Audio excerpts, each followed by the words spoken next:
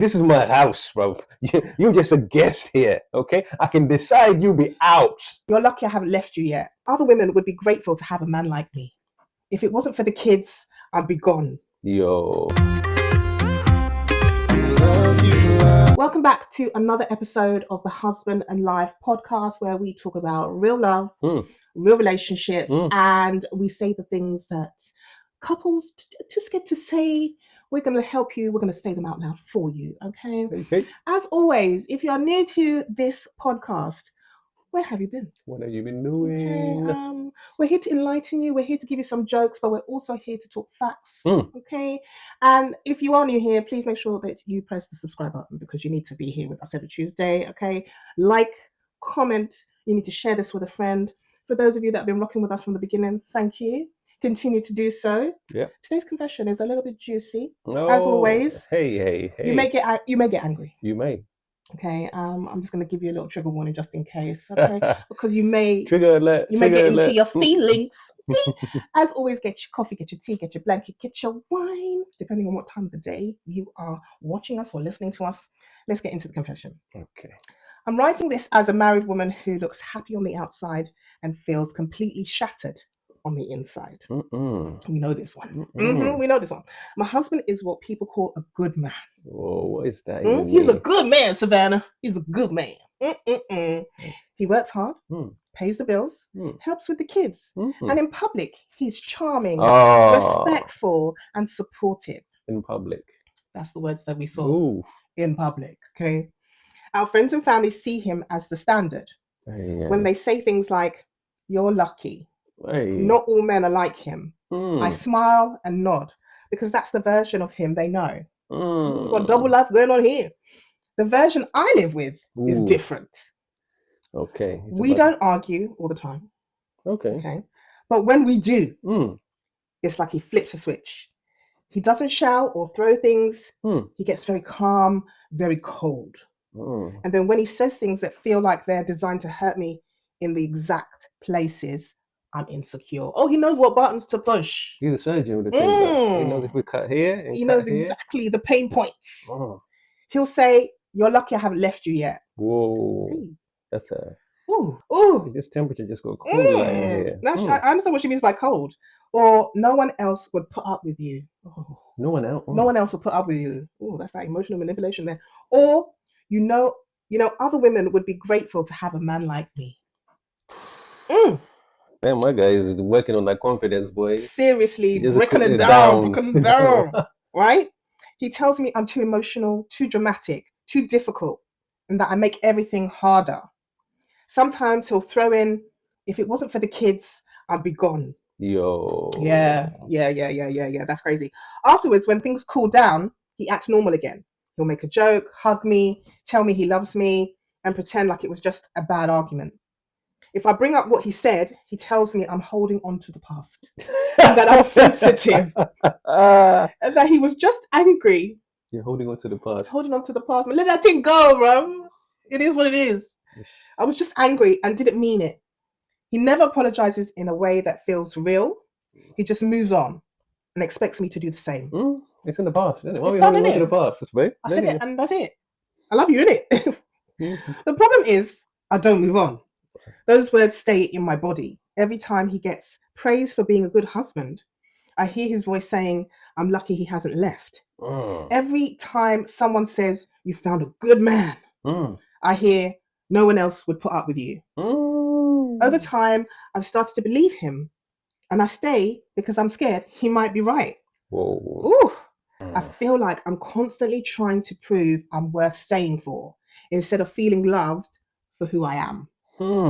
This is deep. From the outside, I look like a married woman with a stable husband and a good life. On the inside, I feel like I'm living with someone who thinks he's doing charity work by being married to me. I don't know how to tell if this is just normal anger in marriage or emotional abuse dressed up as a good man. And I don't know how to rebuild my confidence when the person I share a bed with is the one tearing it down. My question is simple but heavy. Am I actually lucky to have him, or have I been slowly trained to believe I'm not worth more than this?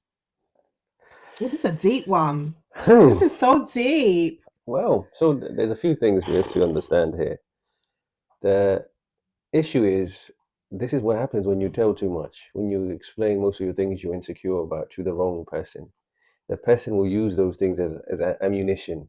They will use it to try and bring you down.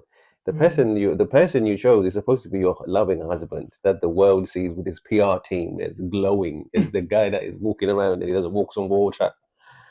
But I think what's happened here is a case of you just dimming your lights and giving someone the giving someone putting your happiness in someone else's hands, essentially. He's got the power. Yes. So you've allowed him to make you feel good about yourself. You've allowed him to feel happy about yourself. You've allowed him to think whatever he says is what is supposed to uplift you. And whatever he says is supposed to destroy you. And it's facts. From the first comment, when you said he's like revered in public, it's like, oh my God, this guy is such a wonderful human being. He's such a great father, such a great husband. He's a good man. But there's always three sides to the story. Three, what you're seeing, what he sees, and what is actually happening. This is a difficult one to try and just go blah blah blah, but we need to unpack, like, how did we get here? What would have led us here, babe? It's been happening from day one. You just it's one of those things where you overlook it. This isn't just the start. It's been going on throughout. This is the past. You said forget about it. It's happened. I said it. It's done. It's done. You know, the past. Emotional abuse is carried over several months, years, whatever.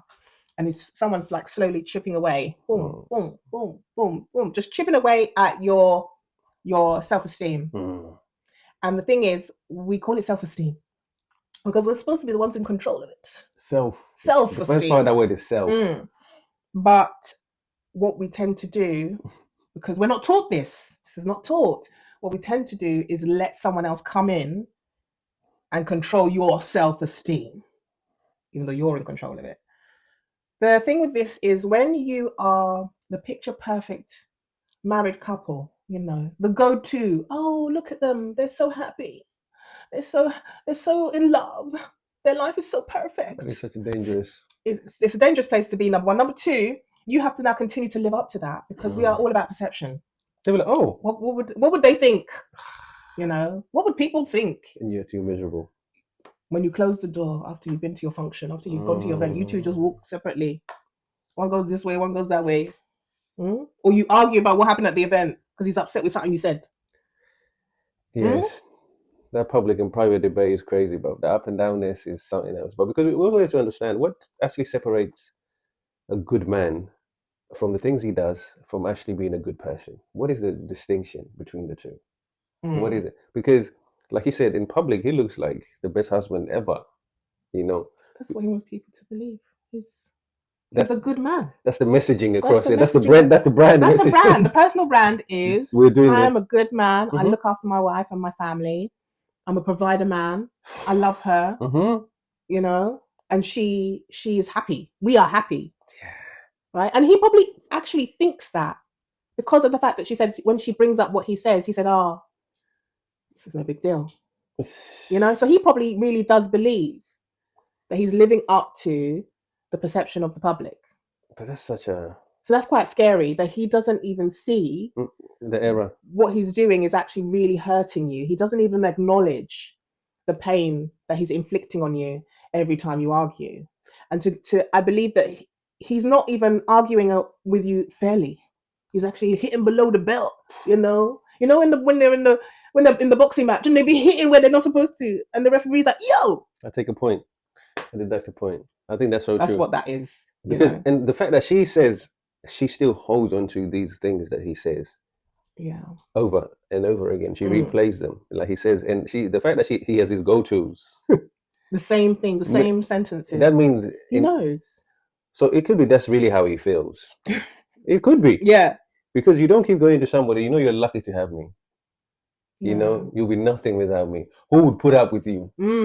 Huh? It could be a thing that he's saying because he knows that if he continues to chip away at you, Mhm. you won't leave. That treat him mean, keep him Yes. You got to break him down. You got to break them down so that they will never even think about leaving you, because they believe that you are the best that they could possibly get. They need you to breathe. Yes, you know, which shows some type of power and control in the fact that he is really trying to make sure that you never leave him. Oh, it's levels of power. Yes. It's the control, Yes. the mental abuse, the perception that how are you gonna go and criticize this perfect man in public to your friends that all tell you how amazing he is. She ain't telling no one about this. This is a secret. We're taking this to the grave, yeah?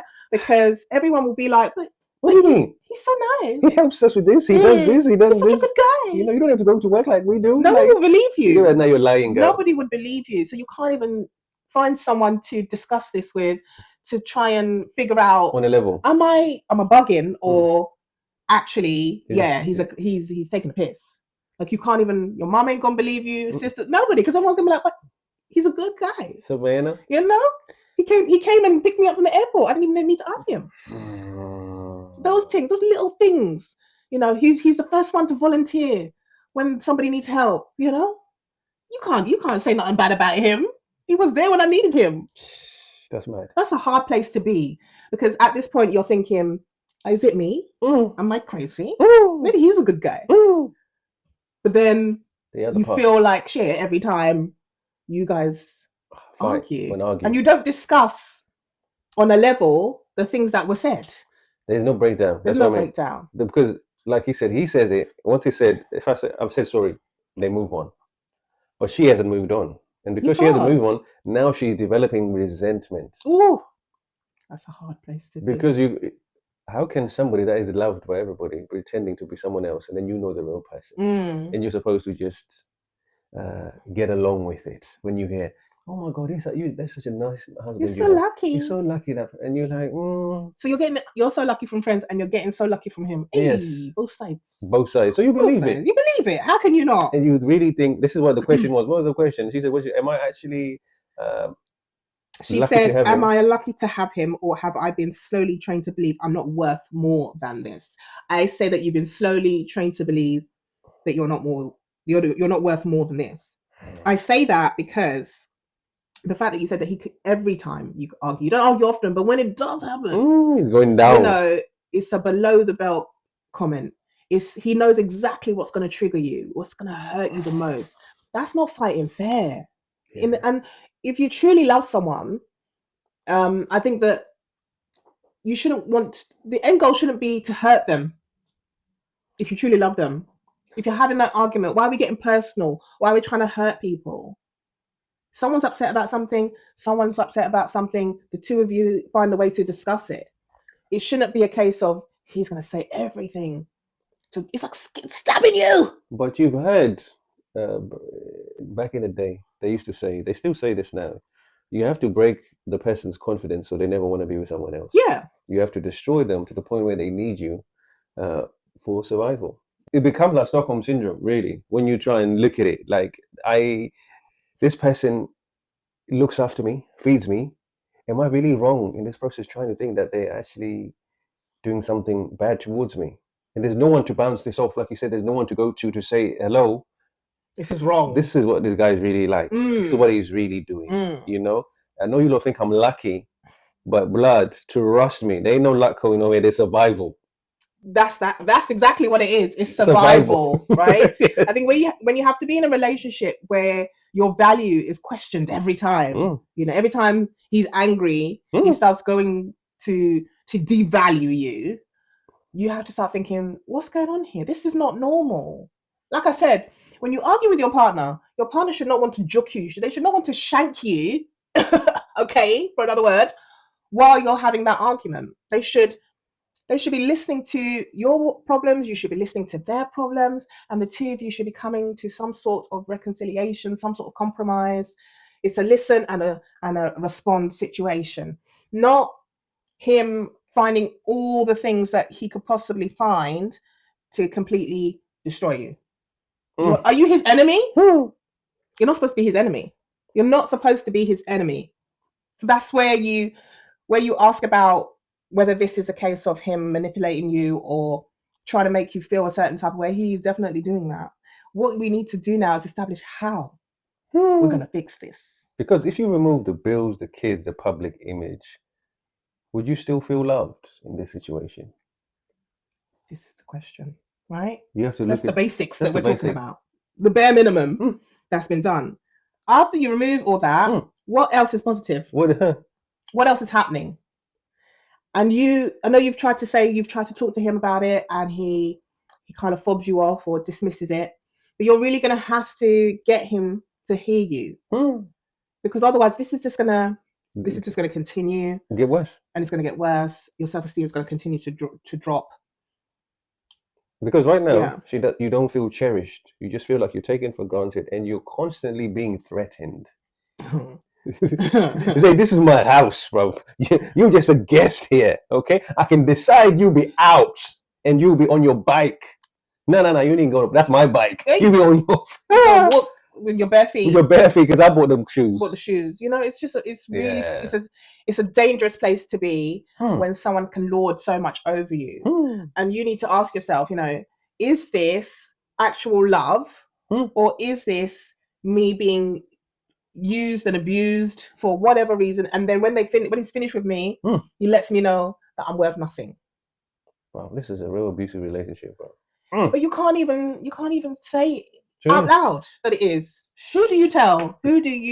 Because in the public eyes, I'm only using this word because it's the word you used. In the public eyes, it looks perfect.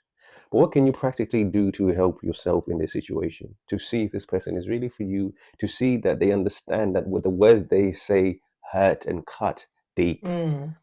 For you actually to be seen in this relationship, that your opinion matters. Because when you're coming across saying, he tells you you're lucky to have him, it's giving whatever I say goes energy. You know, you're just lucky to be in the car. Mate. You know, co-pilot, bro. You were somewhere in the back. You know, just making sure we're there.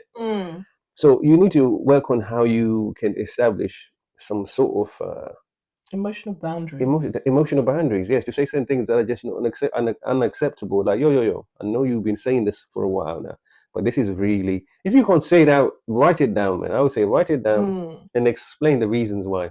We have chat, we have all of these things. You can literally chat how you're feeling, how you want the thing was over. The chat will break it down for you in your own words.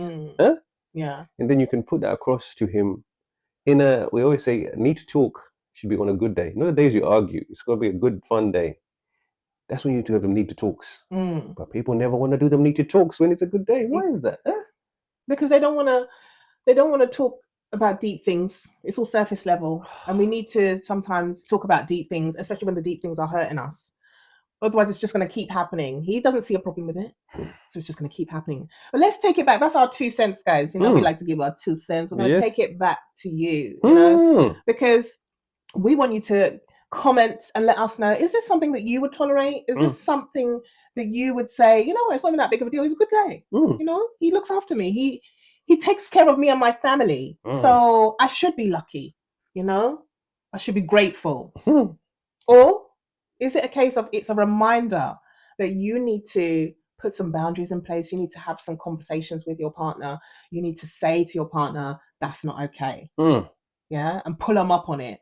Let us know in the comments. Make sure, as always, that you be sharing this with somebody you know who's going through this. Okay. Make sure you subscribe. Make sure you like. And thanks for joining us this week. We'll see you again next week. Peace and love. Love you.